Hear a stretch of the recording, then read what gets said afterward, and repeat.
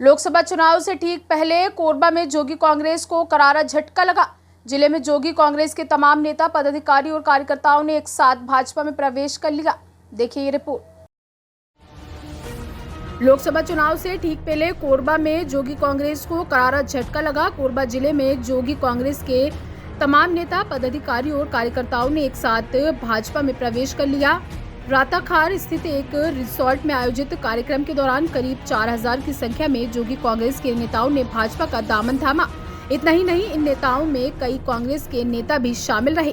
कोरबा संसदीय सीट में भाजपा का जनाधार बढ़ता जा रहा है। पार्टी की रीति और नीति से प्रभावित होकर दूसरे दल के नेता भाजपा का दामन थामने लगे हैं। इसी कड़ी में कोरबा में मौजूद जोगी कांग्रेस के तमाम नेता, पदाधिकारियों और कार्यकर्ताओं ने एक साथ भाजपा प्रवेश किया। जोगी कांग्रेस से विधायक का चुनाव लड़ने वाले राम सिंह अग्रवाल व उनके पुत्र पवन अग्रवाल के साथ ही करीब 4000 की संख्या में नेताओं और कार्यकर्ताओं ने राताखार स्थित एक रिसोर्ट में आयोजित कार्यक्रम के दौरान भाजपा पार्टी में प्रवेश किया।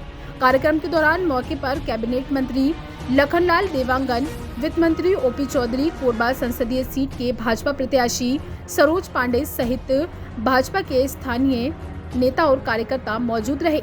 कोरबा में जोगी कांग्रेस पार्टी का जिस तरह से भाजपा में विलय हुआ है, उससे भाजपाई अपनी जीत को लेकर काफी आश्वस्त नजर आ रहे हैं। खासकर उद्योग मंत्री लखनलाल देवांगन, जिन्होंने मीडिया से चर्चा के दौरान कहा कि पूरे देश में जिस तरह से भाजपा का जनाधार बढ़ा है, उससे कांग्रेस राष्ट्रीय दल से सिमटकर क्षेत्रीय दल बन गया है, जिससे जोड़ तोड़ कर चुनाव लड़ना पड़ रहा है। लोकसभा चुनाव से ठीक पहले जिस तरह से भाजपा में दूसरे दलों के नेताओं का प्रवेश हो रहा है, उससे लग रहा है कि चुनावी हवा सत्ताधारी दल के पक्ष में है। लेकिन भाजपाइयों को ये नहीं भूलना चाहिए कि आम जनता सब समझती है और देखती भी है कि विधानसभा चुनाव के दौरान भी लहर कांग्रेस के पक्ष में थी, लेकिन हुआ क्या ये सबको पता है। ऐसे में जब तक नतीजे नहीं आ जाते, कुछ भी नहीं कहा जा सकता। हजारों कार्यकर्ता बीजेपी में शामिल हो गए। आज भारतीय जनता पार्टी में जोगी कांग्रेस के नेता पवन अग्रवाल जी हैं, राम सिंह अग्रवाल जी हैं, दीप नारायण सोनी जी हैं और उनके और बड़े नेताओं के साथ में पूरा जोगी कांग्रेस भारतीय जनता पार्टी में प्रवेश किया है। जोगी कांग्रेस के साथ साथ कांग्रेस के लोग भी प्रवेश किए हैं आज भारतीय जनता पार्टी में। कांग्रेस के दो पार्षद भी आज भारतीय जनता पार्टी में, यहाँ तक के MIC सदस्य ने भी भारतीय जनता पार्टी पटेल ने आज ज्वाइन किया है। हम भारतीय जनता पार्टी में उनका सबका स्वागत करते हैं, अभिनंदन करते हैं और हम अभी बोले भी हैं उनको कि भारतीय जनता पार्टी एक सिद्धांत को लेकर चलने वाली पार्टी है।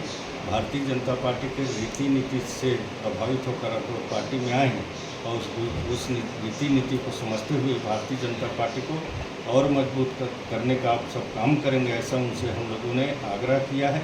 और निश्चित तौर पर उनके आने पर कोरबा जिला में भारतीय जनता पार्टी और मजबूत हुआ है और सब लोग माननीय नरेंद्र मोदी जी से प्रभावित होकर भारतीय जनता पार्टी में ज्वाइन किए हैं।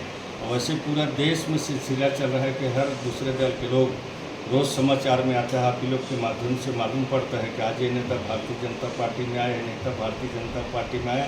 कोरबा जिला में भी कई लोगों ने भारतीय जनता पार्टी में पहले प्रवेश कर चुके हैं। उसी तरह से पाली तानाखार में भी हमारे हजारों की संख्या में भारतीय जनता पार्टी में प्रवेश किए थे।